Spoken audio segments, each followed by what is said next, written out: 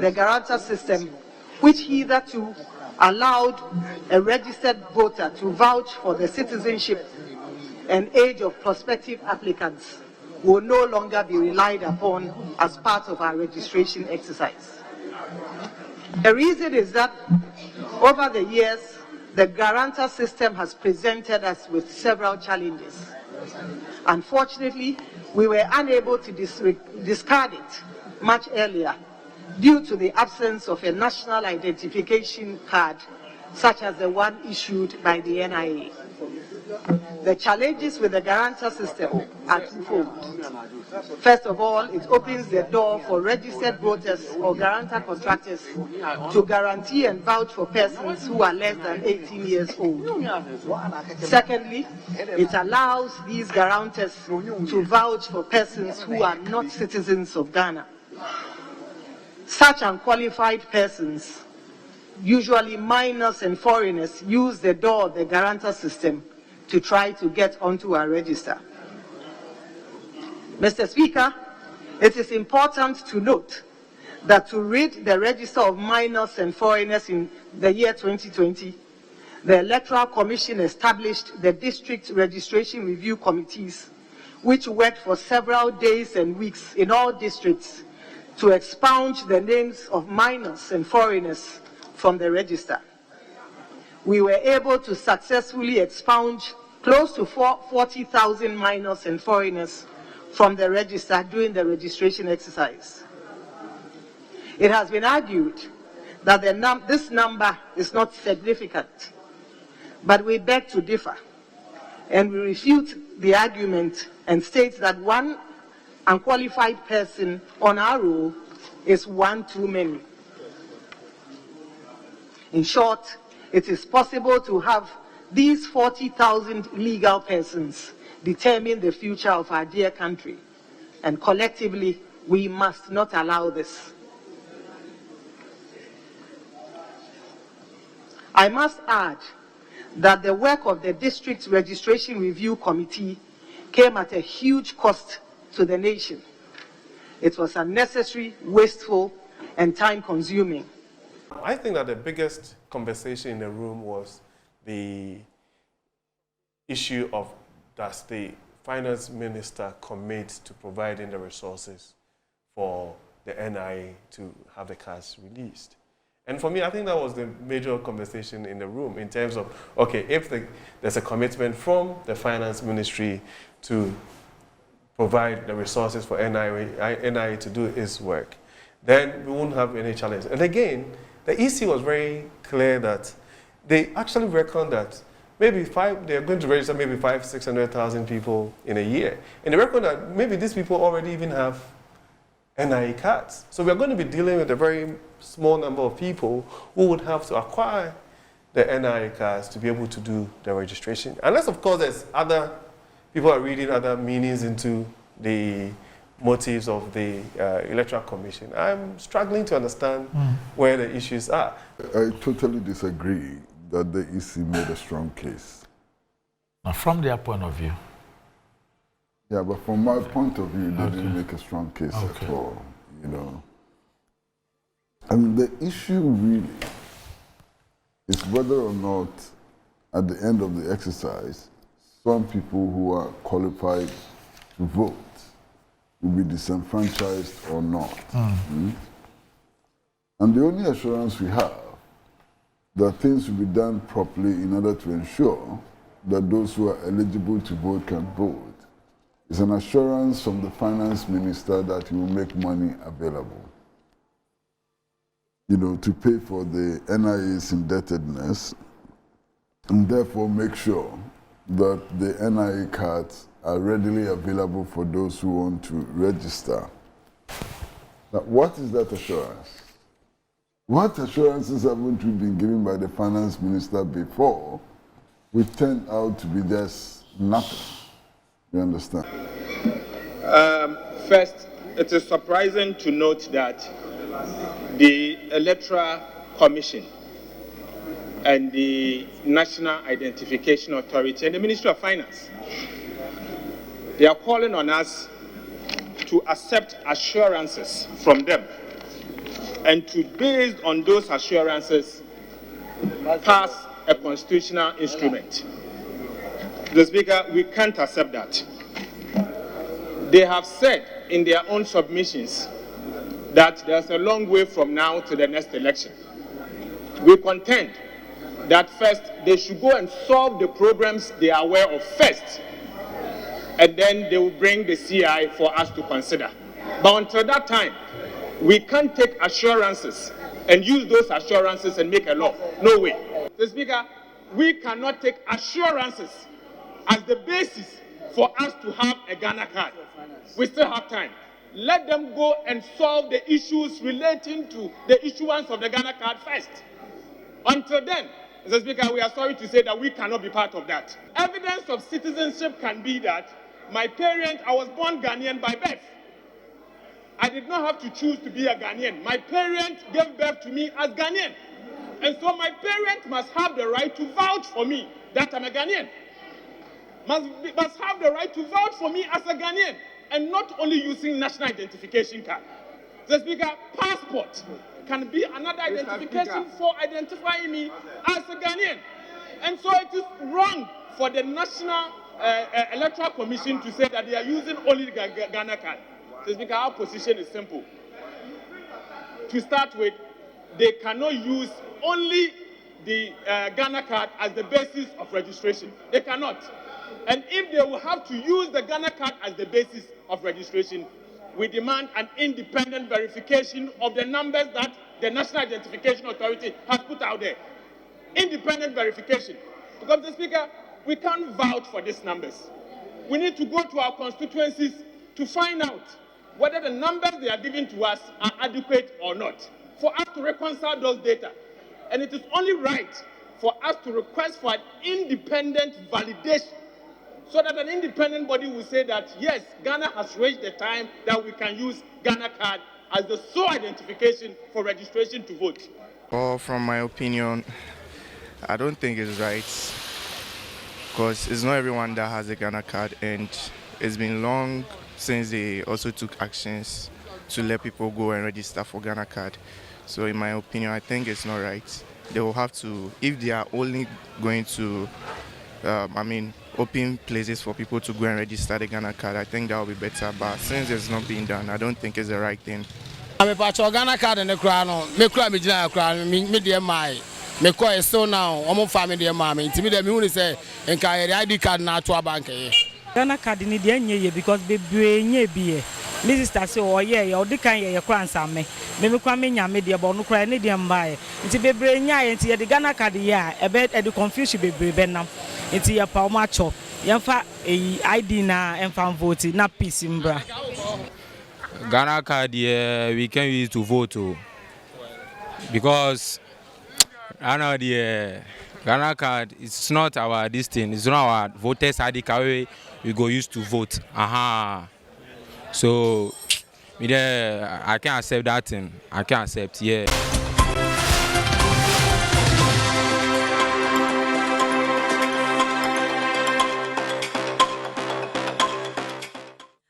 As far as the CI is concerned, so the Electoral Commission, or the chairperson of the Electoral Commission, has finally appeared, or eventually appeared, before the Parliament House, the committee, and they are actually now defending why they think the CI is important. From the minority side, the argument is that if you admit and recognize that there are some problems, our debate is that go and correct those issues. We cannot really put our hopes on you giving us assurances, and the word is assurances. We cannot trust your assurances because we have seen it before. That's from the minority side. But the EC insists that this is going to be successful because it will take a number of foreign names from our register. We're going to have this, debate or interesting discussion with Professor Ajimandia, who is a governance expert, and also Ni Amma Adi, who is a lawyer, Center for Social Justice. And he'll be with me in the studio. Let's take a break. When we come back, we'll start talking with these gentlemen.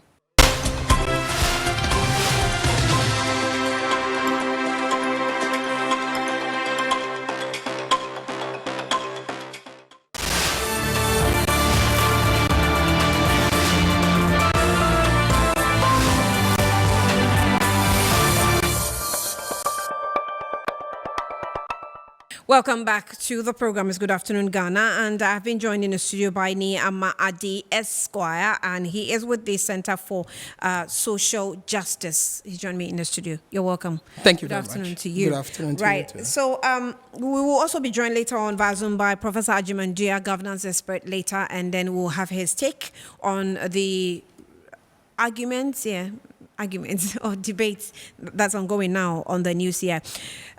Niama, let me first take your first submission on all that is happening with the Electoral Commission, the CI, and the National Identification Authority. Okay, thank you very much. I think if there's anything that, as a country, we can take pride in, is the success of the Fourth Republic.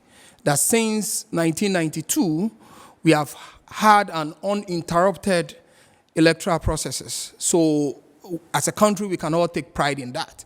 And I think that it should not be in the interest of anybody to want to truncate that process.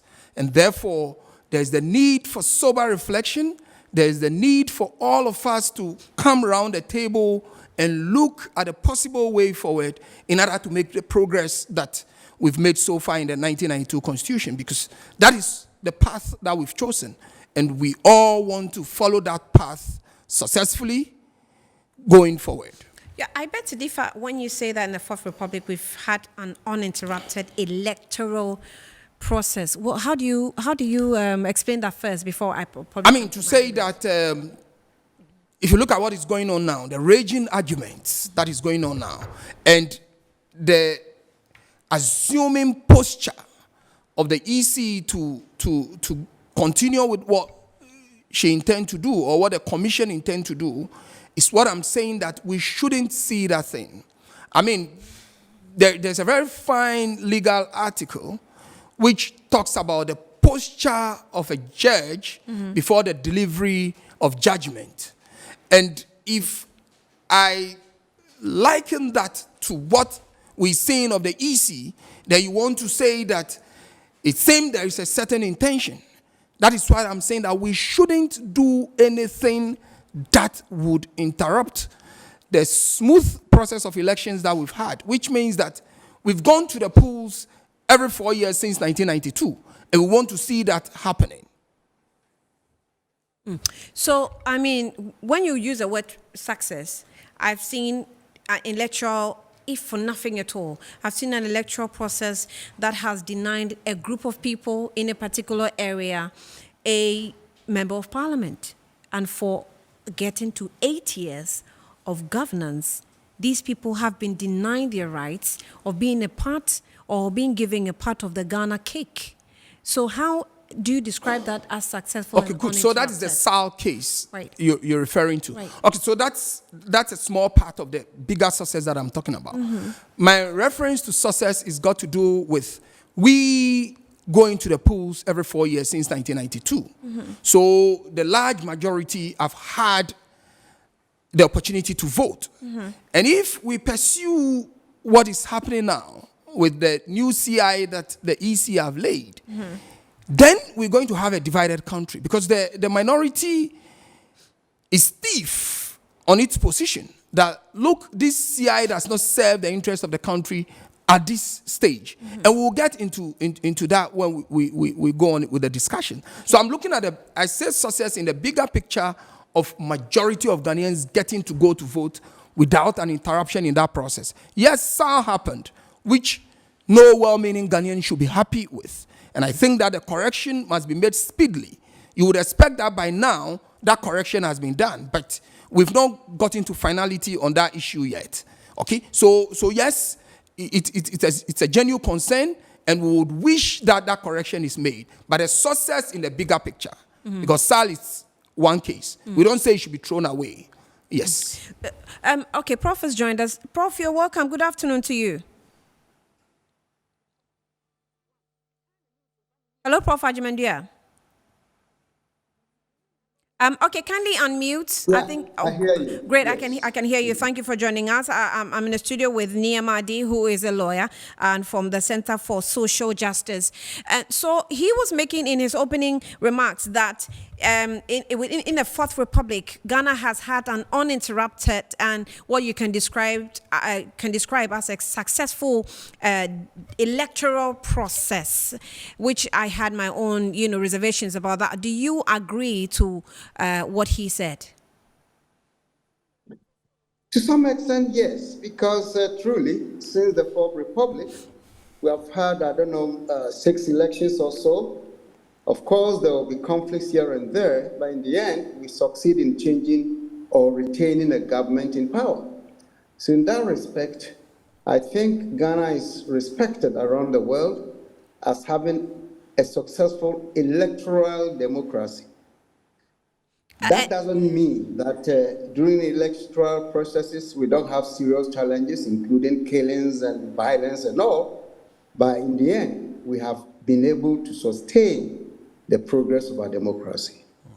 So if I understand you by your definition for the two of you, even when a people have been denied a part of the cake, and a people's lives have been taken away from them, we can still have a successful electoral process. Is that so? Well, when you say people have been denied a slice of the cake, I'm not sure I understand exactly what you mean. I don't know whether you mean some segment of society is disenfranchised, they don't get the opportunity to vote.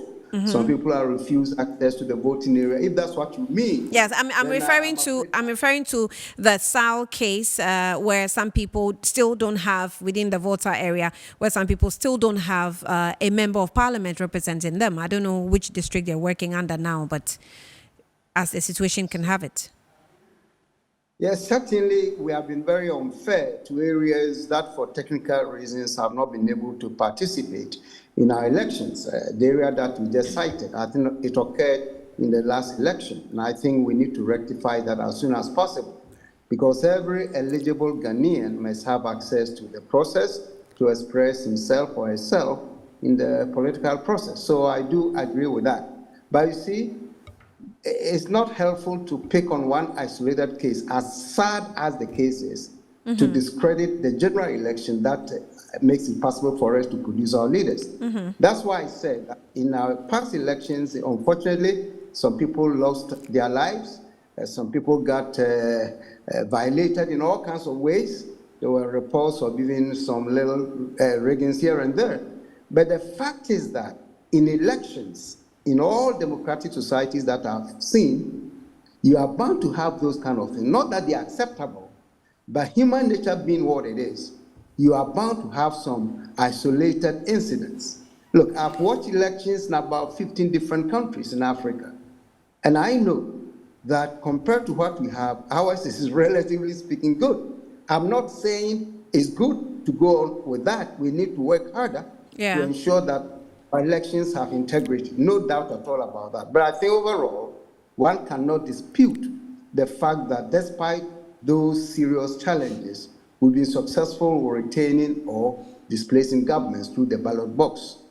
Okay, and that would take us to the new CI that is on the table for debate in Parliament now. Is that maybe a better choice the Electoral Commission is taking in still making the process improve and get better?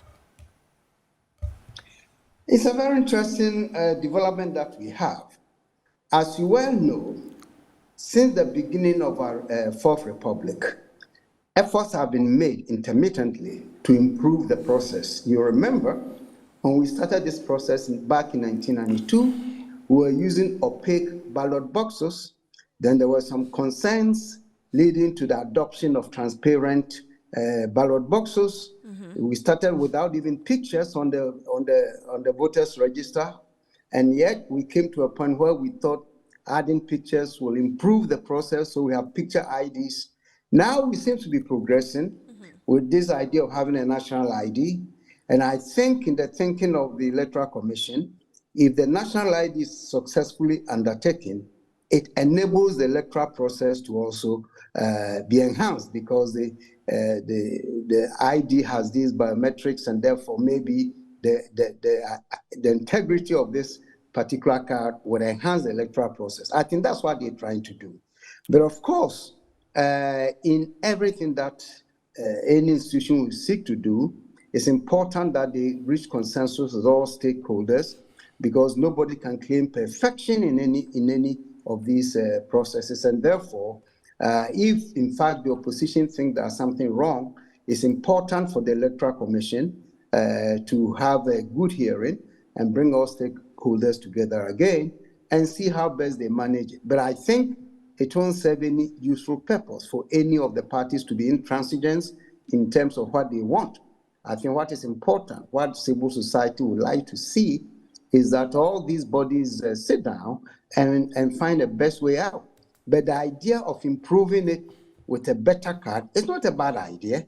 And also, for years, even when Dr. Afarijan was the electoral chairman of the commission, the idea of having a continuous registration came up. I was one of those who participated in these kind of discussions. And of course, he thought it wasn't time for that yet, because he could not attest to the security that the system has built, around the electoral issuance of the electoral cards and the registration.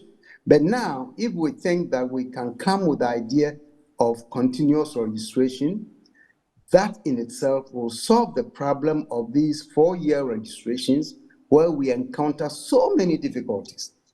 Continuous registration will tell you that you don't have to go and queue up anywhere. You have the whole year at your leisure to go to any district office to register and go away. And that will diffuse the usual tension and at times violence associated with registration. So that's one aspect of the new CR that I like. But of course, the challenge is whether the card, the Ghana card, have been made accessible to all. We are not discriminating against any section. If that is the case, then we just have to put our heads together to see how best the card can be brought to a level where everybody will be comfortable that this is accessible to all, and then it's going to guarantee integrity of the process. So I think we have to use our brains to solve this matter, but not our brawn. Okay, Prof, I'll come back to you. Let me engage Law a bit. The argument of using the Ghana card as a sole document for registration, I think it's not even where the minority is debating from. They're debating the fact that you're rushing the process, because we already know the challenge we have with the Ghana card, and for you to use it as the sole document for continuous registration. I think we all agree for years, even before this government came into power, all this electoral commissioner came into office, we all agree that everybody should be given the chance for continuous registration as a country. We should be able to do that. So are these arguments being raised by the minority side not valid? I mean, the arguments are very valid, if you ask me, to the extent that you bring in a new system which is not tested, and you want to apply that system to an election which is very sensitive. Okay, electoral issues are very sensitive, and we know the repercussions of if one side feels cheated in an election, what it can be. Mm-hmm. Okay, so that the proposition should be, why don't we take our time? Mm-hmm. Let's ensure that all those who are qualified to have the ID card have it. Because we all have read and have seen in the news of many who are applied for the card and are not getting it. And then suddenly you are promising that all those people will get it. That is a promise. You're giving assurance. You're giving assurance that all those people will get it. What if they don't get it? Because it's an assurance. I mean, when I heard the Electoral Commission chairperson say, we don't want any Ghanaian to be disenfranchised. I'm paraphrasing her words. It was like we want to give everyone the privilege and an opportunity to, vote should the time comes. And I said, I was watching the proceedings live, and I said, it is the same assurance we gave to the people of SAL, to be precise. Yes. And today, this is where they find themselves. And as Professor Dua describes it, it's a technical hitch. But they have been denied. That is it. So that is even a good example why the minority are not confident in the assurance that the EC is given. Because, I mean, how long has SAL taken? And up to now, we have not gotten to any finality. So if you come in with another assurance, how then can they be sure that your assurance will be met? Okay? So for me, I mean, and all these things, you see, if you deny one person, one qualified Ghanaian, the opportunity to vote, you would have done a great disservice to the whole process. That's why from the beginning, I argued it out that you cannot describe it as successful. What's a success rate? Yes. So, I mean, we talk about continuous improvement, going forward and making sure that things are better. But in going forward and making sure that things are better means that those who have already qualified and are in the system are not denied. If I have a voter's ID card today and you ask me to go for the new Ghana card to enable me vote, and as a result, I'm not able to obtain the card, it means that you have denied me that process. I haven't even thought of it, but it is likely we're going to use that for verification. It's likely we're going to use a Ghana card for verification before voting. Okay, I don't know what they intend to do, and I don't want to speak for them. I just want to have it as we all seen it, okay? So if you do that, then you've denied that person, which will be the saddest thing, unlike a new person coming on. And even that, the new person coming on is unacceptable, that the person qualifies to vote and the person is not able to vote.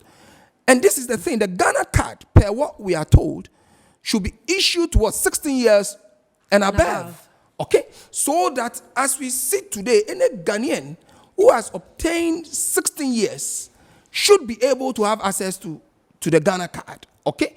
And if we've not done it, what percentage have we not done? I mean, if I take you to my hometown now, Jamestown, I mean, let's go there. You see, sometimes you get on the ground and then interact with the people and see how many of them have the Ghana card. And you see that a whooping majority do not even have it. Okay?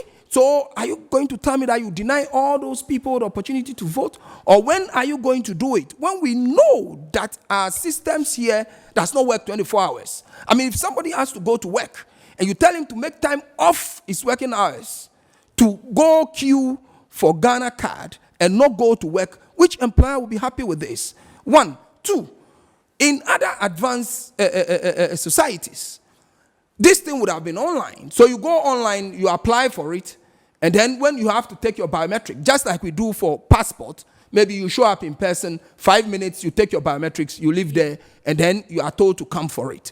But go to the NIA office, see the number of people who sits there. How many hours are spent in that office to obtain the Ghana card? Okay? So let's give ourselves time.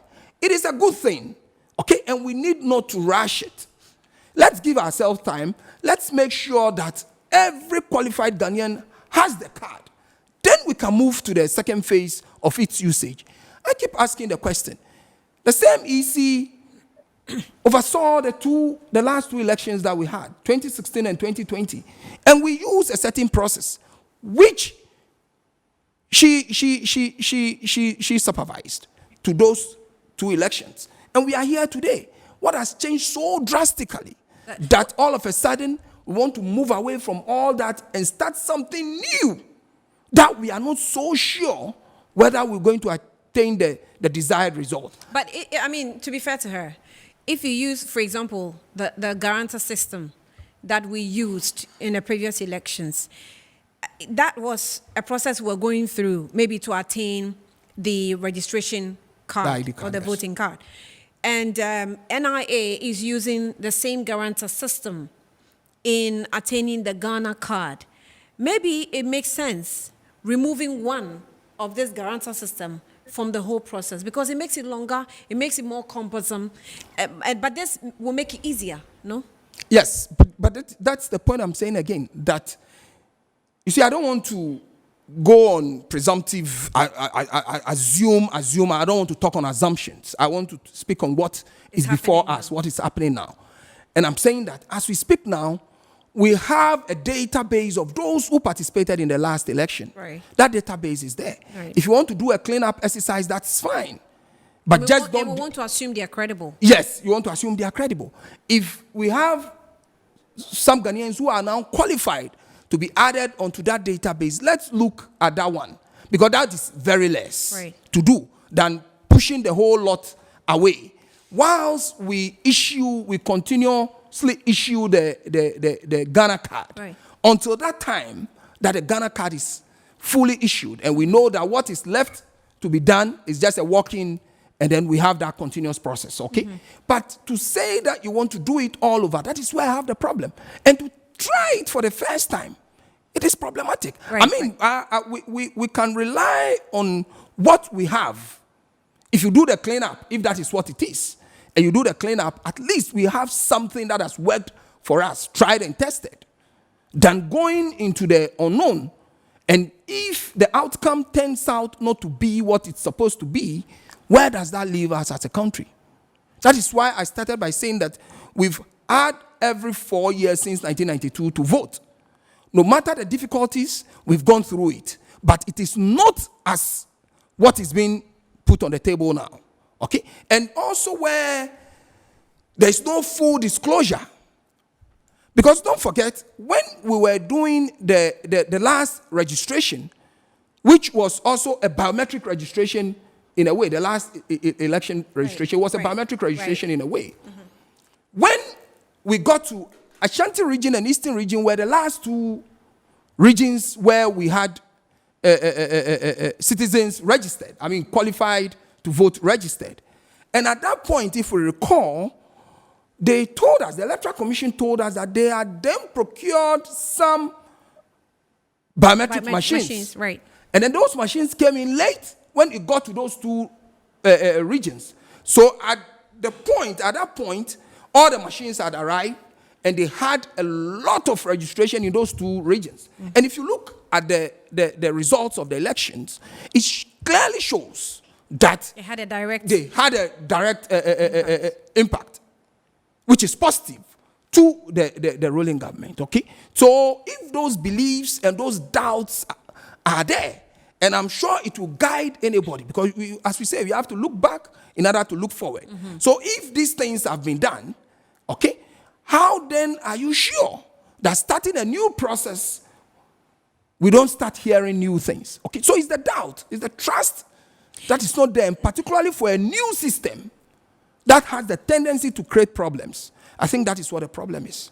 And then the financial bit, if we get there, I mean, we are in a distressed state where there is no money, but suddenly we are told the money will be made available. Is it the interest of what is intended to be done that overrules the other things that ought to be done for the citizenry? So also there is a big question mark there. I mean, Prof, I hope you can hear me. I do. I hear you. Great. So it is, want of better expression, just commonsensical to consider the factors at play and say we don't have to necessarily rush ourselves through. So the chairman of the Electoral Commission made reference to what happened in the previous elections when we had to put together the new register, and she cited the COVID-19 pandemic season, but Ghana successfully registered people, and her body language looked as though she was proud that we're able to do that even in the pandemic. So that if she gives us an assurance that this is possible, then it means we have to take it, hook, line, and sinker, that it is going to be possible. But we still cannot risk it just because you were successful in using it or doing your work in a pandemic, because that was a high risk we took. Then again, we don't have money. We are broke. We are simply broke. And we're talking about also a national ID card that you cannot afford to get it wrong. So you want to do it in such a way that your margin of error is reduced as much as possible. Why is it necessary to rush us through? Well, you know, I think the biggest issue here is the lack of trust on the part of the opposition party.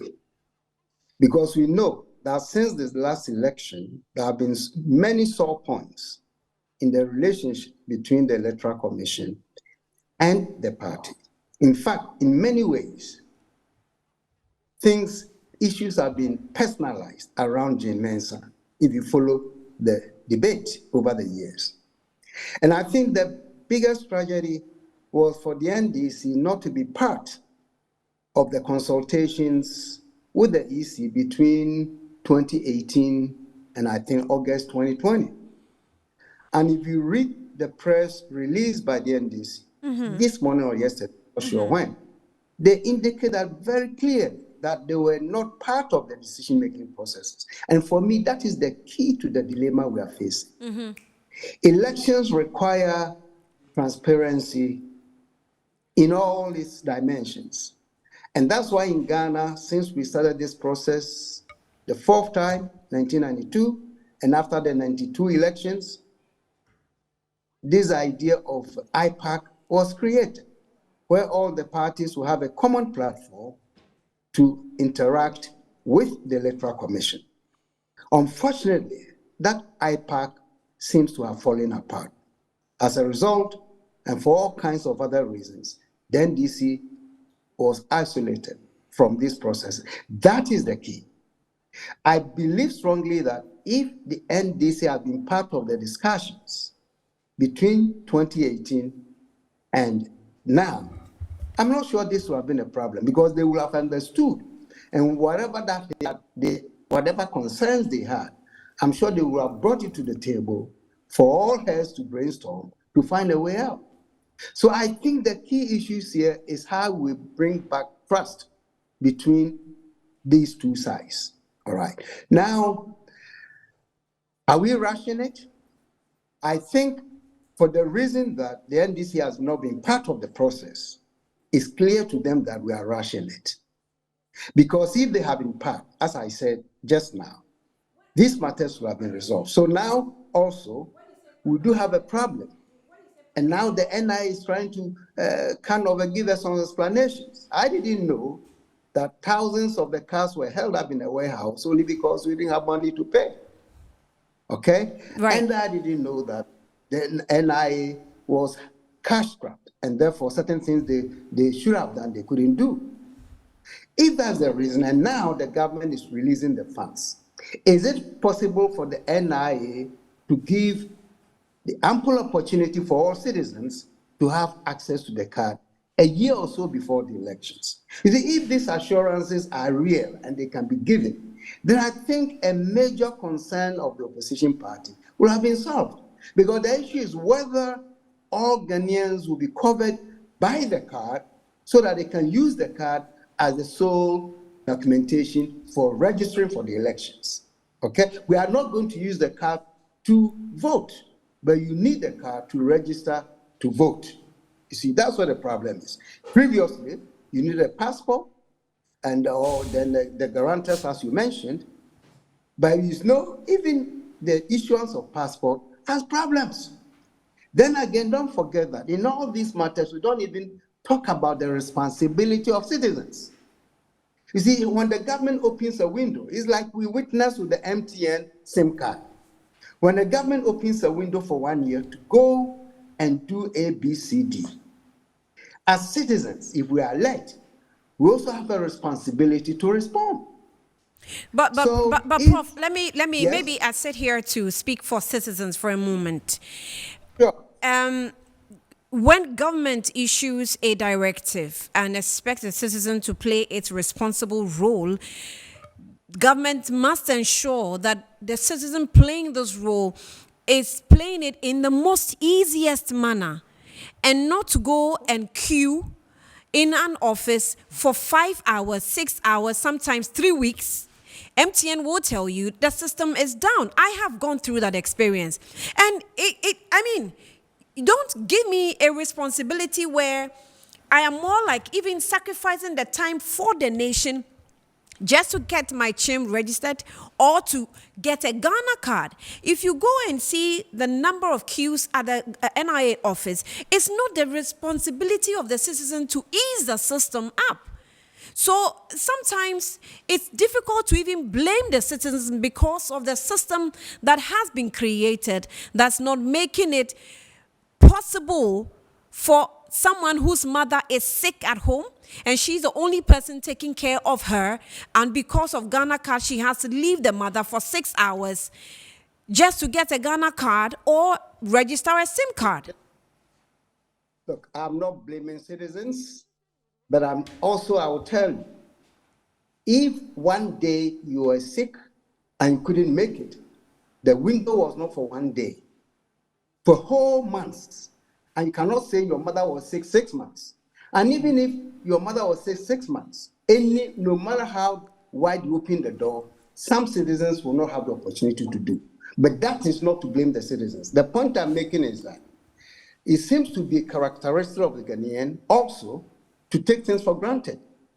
But having said that, it's also important because the NIA came out to tell us at some point that they were going to make their district offices areas that you can go and get your card. And I tested it.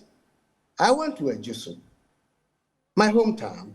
I went to their office and I saw people waiting for their cards and they received the cards. I cannot speak for other places. But the point I'm making is that if those districts where these registration for cars are located, if they are in fact functioning, then people wouldn't have to go and line up at the headquarters here in Accra, where I also went and saw exactly as you said, crowd, which we didn't need. So either the district offices are not functioning the way they ought to, or simply people think I'll go to headquarters, that's where I can get it, and therefore we go and flood the place. Nonetheless, my point is simple. Now that we are faced with this situation, the NIA should be able to tell Ghanaians that between now, December, whatever day that they choose, our districts are fully open. We have been given the resources to be fully functional. All Ghanaians who haven't registered or gotten their cards, please go there and pick them up. And let's monitor and see how effective and efficient that is. Because if you can solve the problem of the Ghana card, then I think we've gone a long way in ensuring this so-called using the card for voter registration. So I think the burden is on these government agencies to execute their mandate in such a way that no citizen can be victimized by their inefficiencies or the work that they do. So all I'm trying to say is that yes, and I'll be disturbed if in fact any Ghanaian is excluded from the process. I'll be disturbed by that. So it's important we all ensure that all citizens eligible get access. And the government, in this case, I should say the agencies, NIA, should make sure that all Ghanaians have access to the cards. And if that can be done, I think we've gone a long way in solving the current problem that we are facing. All right, Prof, let me just hold on and take a short breather. I'll be back shortly and then we'll wrap up. Lloyd, I'll come back to you. Let's take a break. We'll be back shortly.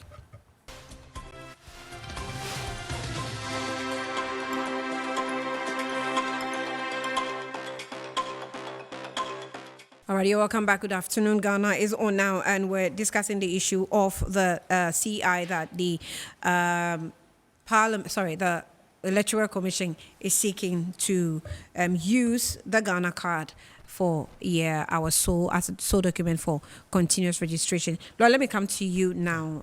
What were you going to say? Yes, Prof is saying that it will be bad for even a single person to be denied. Sure, we shouldn't deny anybody.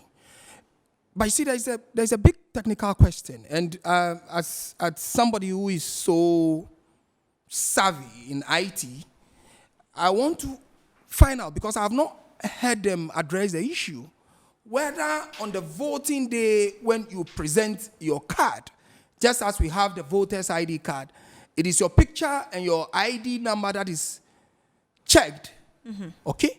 Or they're going to go into the biometric verification where the chip side of the card, which has your details, will be maybe inserted into a pouch, a machine, to display it there for everybody to see. Okay, because they are not answering that question. If it is the use of the card to see your picture, your details that is on it, then that is exactly what we have on the existing voter ID card. Those details are what we have there.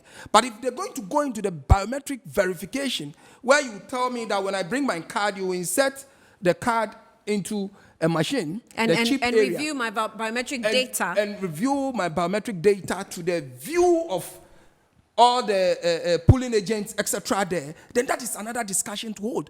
You see, look, let us not do this. So we need more information. Like I asked, Yes, if that's we the are thing. even going to use a Ghana card for verification, because sometimes they open register for verification. Yes. So if this new CI goes through, and I'm already in the register. Yeah. Now, am I going to use my registration card or my voter's card to do verification, or I'm going to use the Ghana card for verification? Good. Because And then even if- that will be good. And even if they go into the Ghana card, using the Ghana card, that's the question I'm asking.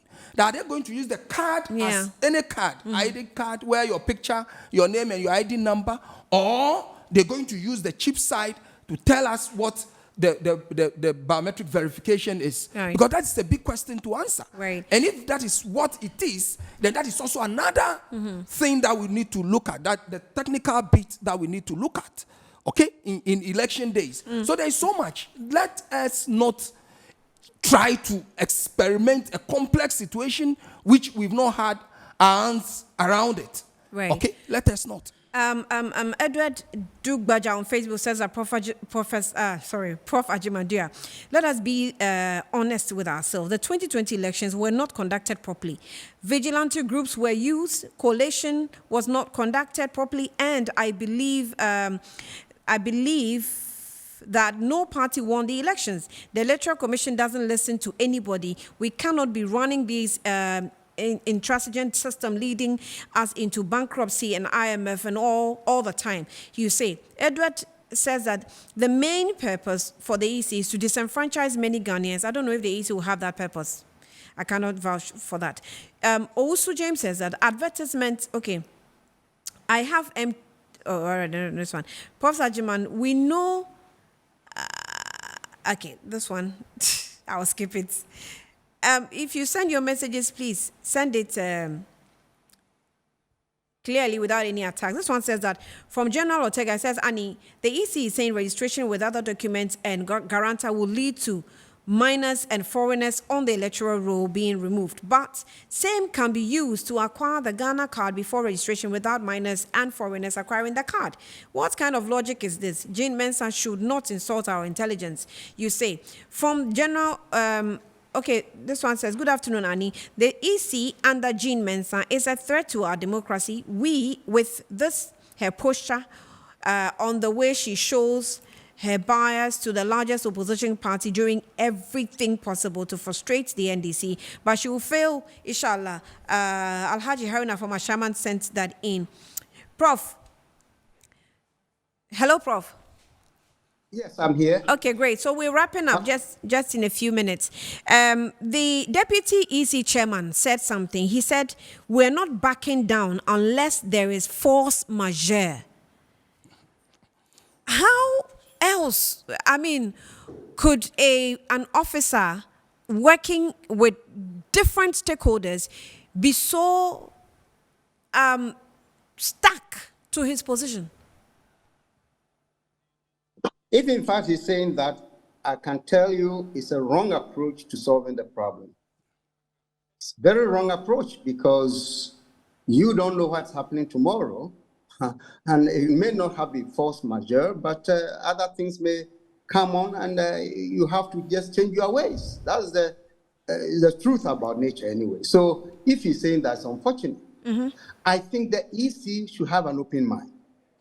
Look, everything in the realm of human endeavor cannot be perfect. So the new thing they want to introduce certainly cannot be deemed to be perfect. And that is why we continuously interrogate these matters as a way of finding the best possible solution at a particular time. So if the NDC or Ghanaians have concerns about the current approach that they have adopted, the wisest thing to do is to listen and to bring people around.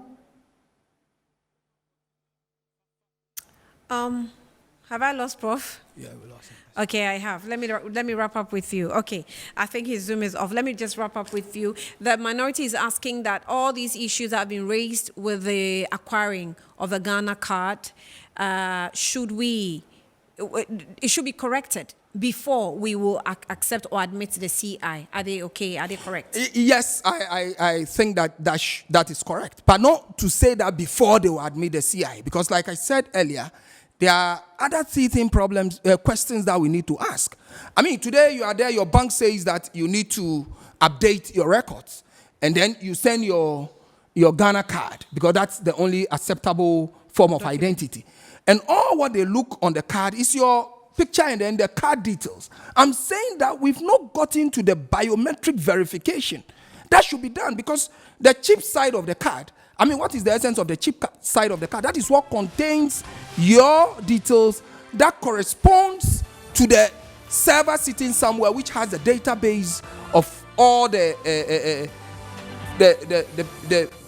people registered on the Ghana card. I have not seen that yet. And I'm saying that if we have to go into that technology bit, there is a whole new thing that we have to take our time.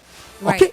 But let's go back to the basic, which is Article 42 of the Constitution. Because of time, our time is out. That's why they are playing all that. We're going to do this again with the technical bits, because I see the ICT bit also can be analyzed. Yes. So Bright will work with you on that one. But George A.C. Boateng of NADMO, that's the communications director for NADMO, he says that, Annie, you're asking the right questions, but there is nothing complex about this. Your Ghana card is what you use to register as a voter, not to be used to vote. Thanks. Okay, I still need some breakdown of that one anyway. But thank you, George, and thank you, viewers. Thank you, lawyer, for coming through. We will definitely do this again by getting the other side of the discussion. That's the IT bit, lawyer. Thank you. And that is Niama Ade Esquire from the Center for Social Justice. And we also earlier on interacted with Professor Ajimandia, who is a governance expert as well. My name is Ania Fompo. Thank you for watching. Good afternoon.